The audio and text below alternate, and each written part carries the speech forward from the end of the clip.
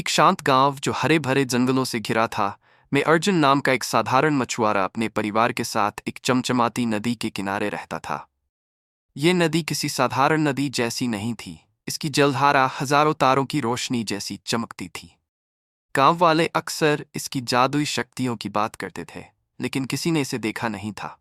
अर्जुन, जो अपने सरल जीवन से संतुष्ट था, इन बातों पर ध्यान नहीं देता था, जब तक कि एक असाधारण दिन नहीं आया। एक सुबह अर्जुन ने हमेशा की तरह नदी में अपना जाल डाला। अचानक जाल असामान्य रूप से भारी हो गया। जैसे ही उसने इसे खींचा, वह एक चमचमाती मछली को देखकर दंग रह गया। उसके तराजू हीरे की तरह चमक रहे थे। जैसे ही वह आश्चर्य में खड़ा था, मछली बोली, दयालु मछुआरे, मुझे छोड़ दो और मैं तुम्हारी एक इच्छा पूरी करूंगी। अर्जुन हिचकिचाया, लेकिन मछली की विनती सुनकर उसने उसे धीरे से नदी में छोड़ दिया। मछली मुस्कुराई और बोली, तुम्हारी दया का फल तुम्हें मिलेगा, और पानी में गायब हो गई। कुछ ही पलों में अर्जुन की टोकरी मछलियों से भर गई, मानो नदी खुद उसे धन्यवाद कह रही हो। उत्साहित होकर वह घर लौट आया, जहां उसका परिवार खुशी से झूम उठा। कई हफ्तों तक अर्जुन ने नदी के आशीर्वाद का आनंद लिया। उसका परिवार अच्छे से रहने लगा और वह गांव में चर्चा का विषय बन गया। लेकिन समय के साथ वह बेचैन हो गया।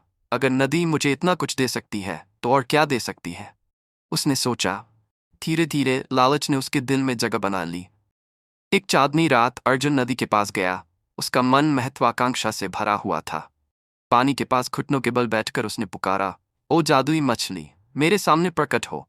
मैं सबसे अमीर आदमी बनना चाहता हूँ। नदी लहराई और चमचमाती मछली सतह पर आई। क्या ये तुम्हारी सच्ची इच्छा है, उसने पूछा। अर्जुन ने लालच में अंधे होकर सिर हिला दिया। मछली ने गहरी सांस ली और बोली, तुम्हारी इच्छा पूरी होगी, लेकिन याद रखना, लालच हमेशा कीमत मांगता है। ये कहकर वह गायब हो गई। अगली सुबह अर्जुन ने पाया कि उसका घर सोने के सिक्कों से भरा हुआ था। वह खुशी से झूम उठा, लेकिन जब वह नदी पर लौटा तो उसने देखा कि वह निर्जीव हो चुकी थी। मछलियां गायब थीं और पानी अजीब रूप से शांत था। जादुई नदी, जो कभी उसका सबसे बड़ा आशीर्वाद थी, अब उसे छोड़ चुकी थी।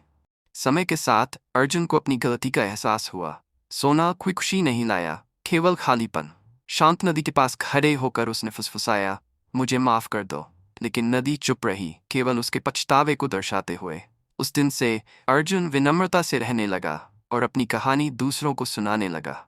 उसने लालच के खतरों और कृतज्ञता के महत्व का पाठ पढ़ाया। हालांकि नदी का जादू कभी वापस नहीं आया, उसकी सीख अमर रही, सभी को याद दिलाते हुए कि सच्चा धन कृतज्ञता और प्रकृति के साथ सामंजस्य में है।